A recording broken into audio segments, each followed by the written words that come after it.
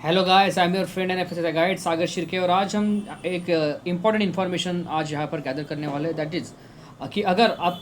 अगर एक novel ingredient है या फिर अगर जो इंग्रेडिएंट इंडियन जो फूड जो सिस्टम है, कैटेगरी, अगर उसके अंदर ये अगर वो इंग्रेडिएंट अगर स्पेसिफाइड नहीं किया गया है तो एग्जैक्टली हमें क्या करना चाहिए और एग्जैक्टली हमें क्या करना चाहिए। इसके इससे भी इम्पोर्टेंट बात यह है कि अगर कोई इंग्रेडिएंट जो हम यूज़ करना चाहते हैं हमारे प्रोडक्ट के अंदर इन डिफरेंट कैटेगरीज, जो भी आप कैटेगरी के अंदर आपका प्रोडक्ट डेवलप कर रहे हो, लेकिन आपको अगर वो इंग्रेडिएंट अगर रेगुलेशन के अंदर अगर दिया नहीं है तो हमें कैसे चेक करना है कि वो जो प्रोडक्ट है वो नॉवल इंग्रेडिएंट है या फिर वो एक्चुअली किसी ने उसके लिए जो स्पेशल फूड प्रोडक्ट अप्रूवल है अगर किसी ने लिया है, वो हम कैसे कहाँ से चेक कर सकते हैं। बिकॉज देखिए, अगर आपके पास अगर कोई भी प्रोडक्ट हो और वो प्रोडक्ट के अंदर अगर आपको कोई नॉवल इंग्रेडिएंट अगर डालना है और उसका जो रेफरेंस है अगर किसी भी जो रेगुलेशन से आप देख सकते हो, जो आप रेगुलेशंस के ऊपर क्लिक करके, तो अगर किसी भी रेगुलेशन जैसे कि एडिटिव रेगुलेशन के अंदर या फिर जो एक्ट है हमारा उसके अंदर भी अगर नहीं मिल रहा है तो एग्जैक्टली वो इंग्रेडिएंट, जैसे कि अगर कोई न्यूट्रास्यूटिकल इंग्रेडिएंट है जो कि काफ़ी इंपॉर्टेंट है आपके प्रोडक्ट डेवलपमेंट के अंदर, अगर उसका जो रेफरेंस है अगर वो आपको रेगुलेशंस के अंदर से नहीं मिल रहा है तो आप कैसे चेक करोगे कि आपका प्रोडक्ट का रेफरेंस कहीं और ऑलरेडी किसी ने लेकर रखा है या फिर वो स्पेशल प्रोडक्ट अप्रूवल किसी ने अप्लाई किया है या फिर वो स्पेशल प्रोडक्ट अप्रूवल किसी के लिए अप्रूव्ड हो चुका है, उसके बारे में हम इंफॉर्मेशन कैसे लेंगे। बिकॉज देखिए, आगे वो इन्फॉर्मेशन लेनी ज़्यादा इंपॉर्टेंट है। बिकॉज अगर आप नॉवल इंग्रेडिएंट के साथ अगर आप प्रोडक्ट अपना डेवलप करना चाहते हो, definitely you have to take that permission from FSSI,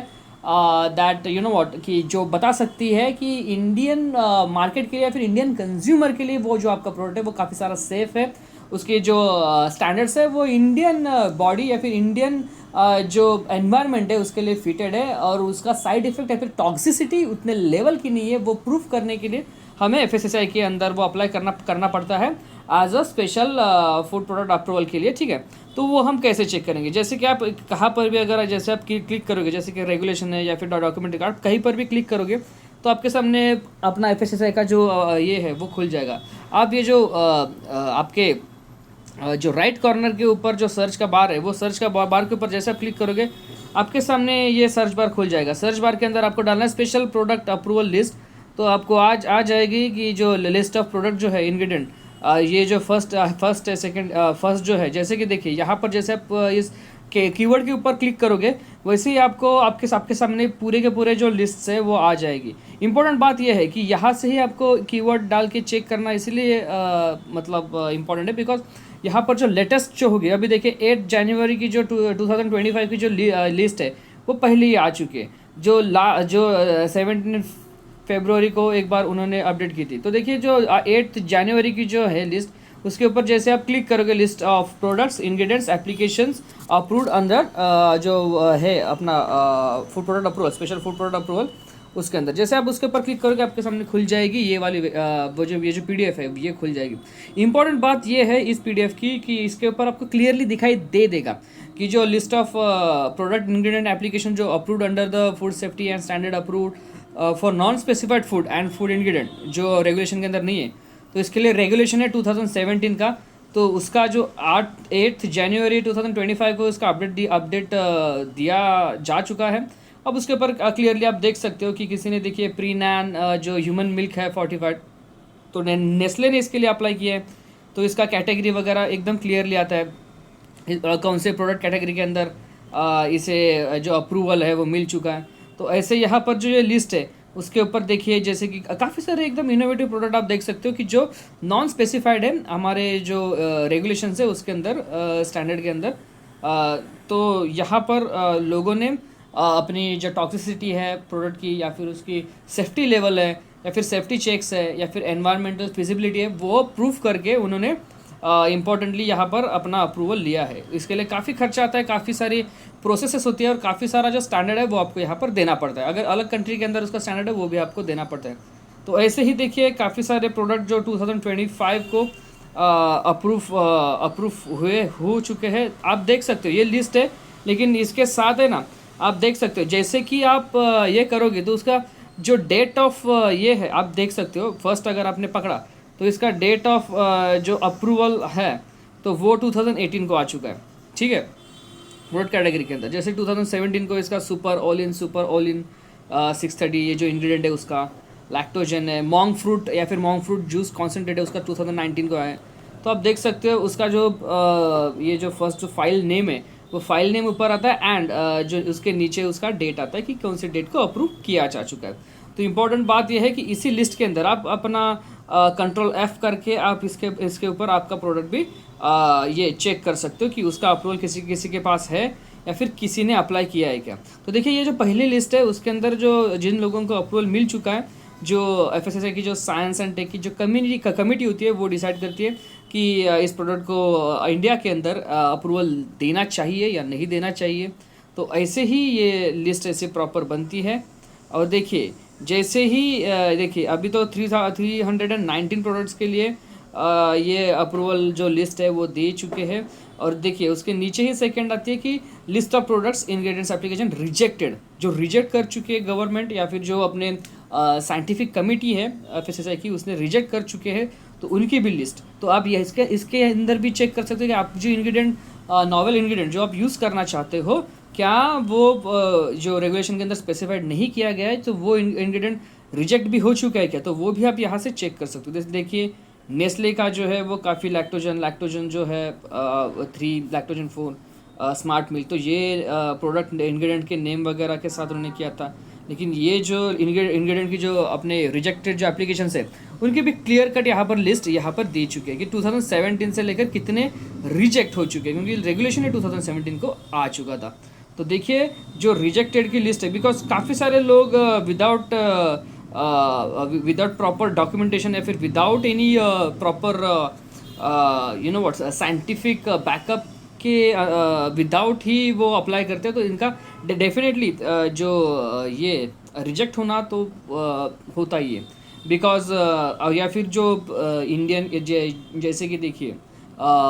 कुछ प्रोडक्ट्स होते हैं जो इंडियन सेंटिमेंट्स भी हर्ट कर सकते हैं, ठीक है। तो इसीलिए उन प्रोडक्ट्स को भी जैसे कि बोवाइन के जो एनिमल्स होते हैं अगर उनके रिगार्डिंग अगर कोई भी प्रोडक्ट अगर इंडिया में अगर अप्रूवल के लिए दिया जाता है तो काफ़ी सारे कंसर्न्स जो होते हैं उसके रिगार्डिंग आते हैं, ठीक है। तो एग्जैक्टली लाइक दैट कि इंडियन सेंटिमेंट्स भी काफ़ी इंपॉर्टेंट्स होते हैं, ठीक है। और उसका जो साइंटिफिक डेटा होता है, इन्वायरमेंटल फिजिबिलिटी होती है, टॉक्सिसिटी लेवल होती है, या फिर इंडियन जो बॉडी है उसके लिए कैसे एडेप्टेशन होगा आपका इंग्रेडिएंट का, तो ये भी इम्पॉर्टेंट होता है, ठीक है। तो आप देख सकते हो 234 जो अभी तक एप्लीकेशन है वो रिजेक्ट हो चुके हैं। और यहीं पर आप देख सकते हो कि लिस्ट ऑफ इंग्रेडिएंट्स की अभी जो क्लोज्ड हो चुके हैं या फिर विड्रॉ कर चुके हैं, जिन्होंने भी एप्लीकेशन अप्लाई किया था उन्होंने विड्रॉ भी कर चुके हैं, बिकॉज ऑफ उसका कॉस्टिंग काफ़ी हाई होता है, या फिर उसका जो स्टडी होता है या फिर रिपोर्टिंग होता है या फिर उसका डॉक्यूमेंटेशन होता है उसके अंदर भी काफ़ी खर्चा आता है, और उसका जो एनालिसिस रिपोर्ट वगैरह होते हैं और स्टेबिलिटी रिपोर्ट वगैरह उसके लिए काफ़ी खर्चा आता है। तो कुछ कंपनीज क्या करते हैं अगर उनका एप्लीकेशन अगर बार बार रिजेक्ट हो रहा है तो कुछ जो रिजेक्ट है फिर खुद ही क्लोज कर देते हैं, फिर विड्रॉ कर देते हैं अपने एप्लीकेशंस। तो उसके लिए आप देख सकते हो काफ़ी सारे हैं, एल ग्लूटाथियोनिन रिड्यूस्ड जो है ये वगैरह प्रोडक्ट है जो 2021 के लिए वगैरह ऐसा। तो ये भी अलग लिस्ट है जो देखिए जो अराउंड मतलब गवर्नमेंट ने नहीं लेकिन जिन कंपनीज या फिर जिन लोगों ने खुद से ही अप्लाई किया था तो उन्होंने वो खुद ही विदड्रॉ कर चुके हैं। जैसे कि देखिए 148 जो यहाँ पर 148 उसका लिस्ट का नंबर है, ठीक है। तो इसके अंदर ये प्रॉपर उसका कैटेगरी नंबर वगैरह होता है। अभी इंपॉर्टेंट बात अभी देखिए ये है कि अभी ये लिस्ट थोड़ी बड़ी होती है, जैसे कि list of product ingredient application under process है, ये अंडर प्रोसेस है बिकॉज इनका जो अभी भी अप्रूवल जो नॉन स्पेसिफाइड इंग्रेडिएंट है वो अभी भी स्क्रूटनी के अंदर है, या फिर जो साइंटिफिक कमिटी है या फिर साइंटिफिक स्टैंडर्ड्स है वो अभी भी एनालिसिस के अंदर है, लेकिन वे काफ़ी वक्त से भी हो सकता है या फिर ठीक है। तो आप देख सकते हो कि 2000 की डेट ऑफ रिसिप्ट जो 2023 को आई थी, लेकिन फिर भी अभी भी ये स्क्रूटनी के अंदर है, ये भी अंडर प्रोसेस है। 2023 है, मतलब अभी तक 2 साल के ऊपर इसका टर्नओवर हो चुका है, टेन्योर। तो देखिए अब स्टेज फेज जो है, इस यहाँ पर आपकी स्टेज फेजेस भी दिखाई दिए जाती हैं, जैसे कि 7 फेजेस अभी भी इसकी हो चुकी है, जैसे कि 7 बार इसको या फिर 7 बार इसको क्वेरी के साथ वो जो रिटर्न किया जा चुका है। जैसे कि क्वेरी डाल के कमिटी बताती है कि just we want this more specified documentation या फिर more specified you know what study reports regarding your product. तो इसके लिए अभी 7th बार इसका स्टेज क्रॉस हो चुका है। आप देख सकते हो काफ़ी सारे प्रोडक्ट्स हैं सिनेक्टिव करके वगैरह। देखिए इसका 5th स्टेज अभी भी क्लियर हो चुका है। तो एग्जैक्टली ये कि अभी तक 5th 7th ऐसे स्टेज में ही ये लोग स्क्रूटनी के लिए जा चुके हैं। तो पता नहीं कि काफ़ी सारे मैक्सिमम ये है अभी देखिए ये जो आर करके प्रोडक्ट्स होता है 43 नंबर बिलानल, ये जो बिलानल कंपनी है उसका एक रजिस्टर्ड प्रोडक्ट होगा या फिर रजिस्टर्ड डेवलप्ड इंग्रेडिएंट होगा। तो इसके लिए उन्होंने प्रॉपर आर करके रजिस्टर्ड इंग्रेडिएंट के लिए आर करके लोग अपने नाम के थ्रू ही उसको डालते हैं। ठीक है, आप देख सकते हो ये काफ़ी सारे प्रोडक्ट्स हैं, इनकी लिस्ट काफ़ी बड़ी होती है और काफ़ी ये होती है कि अभी ठीक है, अभी इस बार कम है बिकॉज काफ़ी सारे जो इंग्रेडिएंट्स हैं वो शायद रिजेक्टेड या फिर विड्रॉन या फिर अपने सिलेक्टेड में अप्रूव्ड में हो चुके होंगे, that's why. So this is the list of status of application. आप देख सकते हो जो नॉन स्पेसिफाइड फूड है या फिर जो स्पेशल प्रोडक्ट अप्रूव्ड जो है वो उसका अप्रूव्ड, रिजेक्टेड, क्लोज, विड्रॉन या फिर अंडर प्रोसेस का जो स्टेटस है आप यहाँ से देख सकते हो। आप यहाँ पर ये जो है आप नोट्स है इसके अंदर मैं आपको एक बात ये करना चाहता हूँ कि indicate the reasons of for closure withdrawn under the regulation for the respective applications. ठीक है, तो product is from genetic modified origin, no response received from the applicant. तो देखिए क्यों होता है, रीजंस क्या होते हैं क्लोजर विड्रॉन या फिर रेगुलेशंस जो है वो एप्लीकेशन को ये करने के। जैसे कि product is from genetical modified अगर ओरिजिन है तो उसके ऊपर ऐसे रिमार्क्स आते हैं, या फिर नो रिस्पॉन्स अगर एप्लीकेंट अप्लाई तो कर लेता है और उनको भेजा तो जाता है कि भाई आप कंप्लीटली उसके अनुसार आप एक रिस्पॉन्स कीजिए, लेकिन रिस्पॉन्स भी नहीं आता, तो फिर ये एप्लीकेशंस बंद किए जाते हैं। नेक्स्ट होता है already notified as a standard product. क्या होता है कुछ बार है ना ये जो प्रोडक्ट होता है वो स्टैंडर्डाइज्ड होता है, लेकिन लोगों को पता ही नहीं होता है कि एग्जैक्टली वो किस कैटेगरी के अंदर या फिर किस स्पेसिफाइड इंग्रेडिएंट के अंदर भी, एक्सट्रैक्ट के अंदर भी उनका प्रॉपरली ये होता है। जैसे कि फाइटोन्यूट्रिएंट्स हो गए, ठीक है, तो पर्टिकुलर फाइटोन्यूट्रिएंट्स के लिए आपको कोई भी अप्लाई करने के लिए तो वैसे ज़रूरत नहीं है, लेकिन if they are available in that particular in through ingredient या फिर थ्रू एक्सट्रैक्ट या फिर ओलियोरेसिस एनीथिंग, तो डेफिनेटली आपको कोई ये नोटिफाइड अगर है, स्टैंडर्डाइज है, तो फिर भी अगर आपने अप्लाई किया तो क्यों करेगी गवर्नमेंट के पास तो काफ़ी सारे ऑफिसर के कमेटी के पास काफ़ी सारे एप्लीकेशंस होते हैं। Change in application details bye applicant, जैसे कि एप्लीकेंट जो होता है वो बीच में आके ही एप्लीकेशन में चेंज कर सकता है या फिर एंडिंग में आके, जैसे ही जो एप्लीकेशन होता है जो उसने स्टार्टिंग में डाला है तब उस second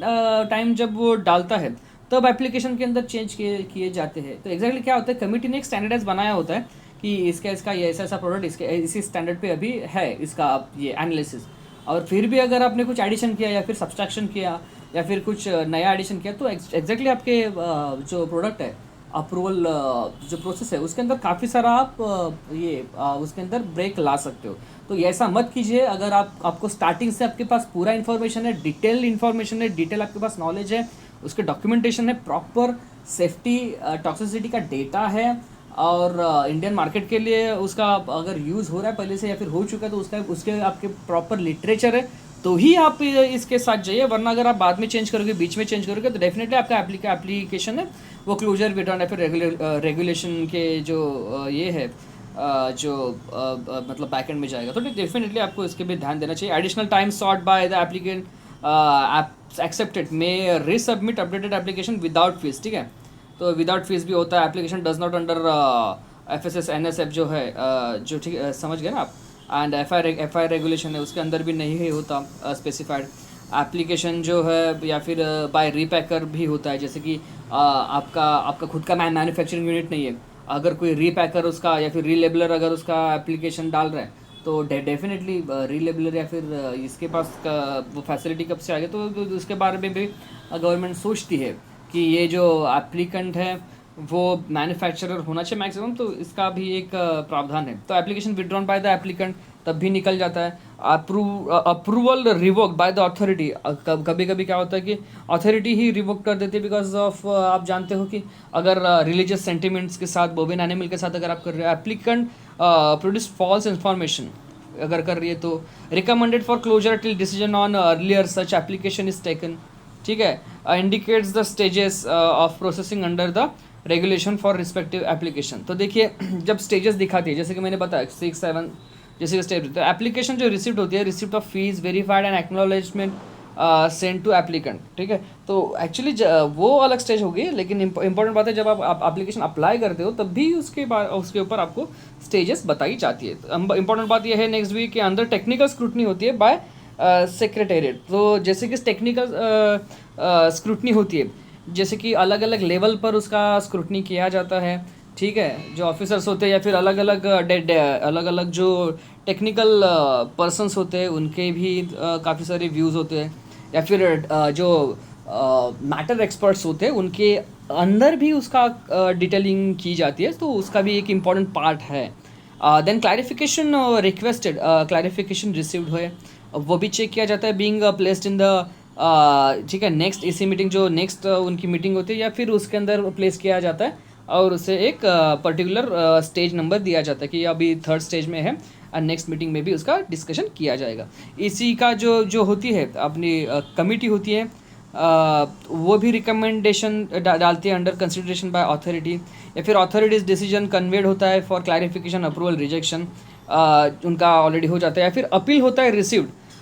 to be placed before appellate जो होती है अथॉरिटी उसके लिए, या फिर एपल्ट जो अपीलेट जो अथॉरिटी होती है उसके अंदर डिसीजन में भी कन्वेड हो जाता है, तब भी आपका स्टेज में हो जाता है, बिकॉज एक लास्ट जो होता है अथॉरिटी से उसके लिए भी थोड़ा वक्त लग सकता है। फिर है रिव्यू है पिटिशन, वो भी रिसीव्ड होती है to be placed before reviewing authority. ठीक है, then reviewing authority decision to be conveyed. ठीक है, तो उसके उस प्रोसेस के अंदर भी आपका जो इंग्रेडिएंट या फिर आपका स्टेज ऑफ प्रोसेसिंग है उसको ये बता दिया जाता है। ठीक है, क्योंकि रिव्यूइंग जो होती है for authority decision to be conveyed, तो उसके लिए भी थोड़ा एक स्टैंडर्डाइज या फिर एक सॉलिड बेस लगता है for your ingredient approval, because ingredients are the important factor, because FSSAI जो है वो गवर्नमेंट के जैसे ही उनको सोचना होता है कि एग्जैक्टली फॉर इंडियन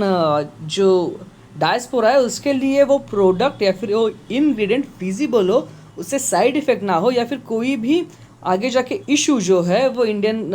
जो पीपल्स है उनको फेस ना करना पड़े।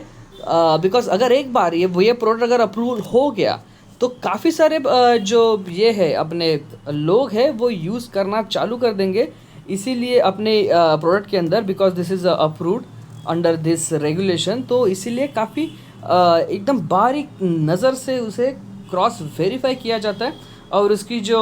ये है वो अच्छे से देखी जाती है, जो फिजिबिलिटी है वो। तो आप देख सकते हो कि अगर आपको link for details of product category, तो आप यहाँ पर क्लिक करके आपको पूरी इन्फॉर्मेशन मिल जाएगी। So exactly thank you so much for watching this video guys. And आप देख सकते हो जैसे कि अगर जैसे कि मैंने आपको बोला कि आप कोई भी प्रोडक्ट अगर आप चेक करना चाहते हो, तो जैसे मैंने क्लिक उस लिंक के ऊपर क्लिक किया, तो उस लिंक पर ही आपको मिल जाएगा कि आपको किस कैटेगरी के अंदर अप्लाई करना चाहिए। आप देख सकते हो ये है फूड कैटेगरी नेम है, जो कैटेगरी नेम है, सब कैटेगरी है, प्रोडक्ट नेम है, FSSAI नंबर है उसका, तो आप यहाँ से अपनी फूड कैटेगरी उठा सकते हो। ठीक है, डेयरी है या फिर जो भी है, ये बस सिमिलर मेल खाती है अपना कोडेक्स की जो फूड कैटेगरी है उसी के साथ, EU की है उसी के साथ भी सिमिलर वे में ही जाता है। जैसे कि आप 13.6 के अंदर जैसे कि न्यूट्रास्यूटिकल के लिए काफ़ी सारे जो लोग हैं वो अप्लाई करते हैं, काफ़ी सारी companies, because this is the biggest market in the world. जैसे कि food stuff intended for particular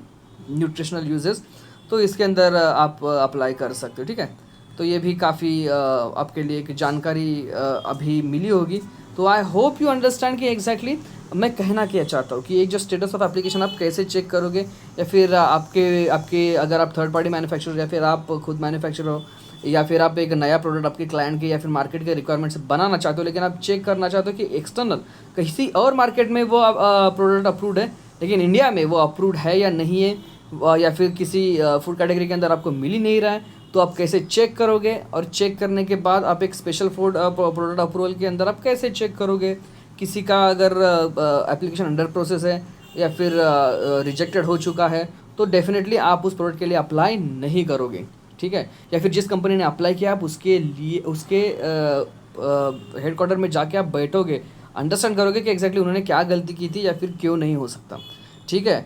या फिर नहीं हो सकता, तो आपको डेफिनेटली उसके बारे में ज़्यादा सोचना नहीं चाहिए। और अगर आप जो प्रोडक्ट बनाना चाह रहे हो और अगर उसका ऑलरेडी किसी के पास अप्रूवल है, जैसे कि मैं आप बता रहा हूँ, मैं ये भी बता रहा हूँ एक डिटेल चीज़, जैसे कि देखिए प्रीन एंड ह्यूमन मिल्क फोर्टिफायर, अगर ये ऐसा कुछ है तो आपको भी ये इंग्रेडिएंट यूज़ करना है, प्रोडक्ट यूज़ करना है आपके प्रोडक्ट के अंदर। तो आप क्या करोगे? जैसे कि आप देखिए लैक्टोजन 1 है, तो ये आप यूज़ करना चाहते हो, तो आप क्या क्या करोगे? फॉर्म बे के ऊपर जो नेस्ले इंडिया का जो ये है, इनके पास पहले आप मीटिंग करोगे, आप उनसे अप्रूवल लोगे, आप इनके पास जो ये फाइल नंबर के साथ आप जो 04 स्टैंडर्ड PA FSSAI 2017 ये फाइल के साथ प्रॉपर उनके पास होता है,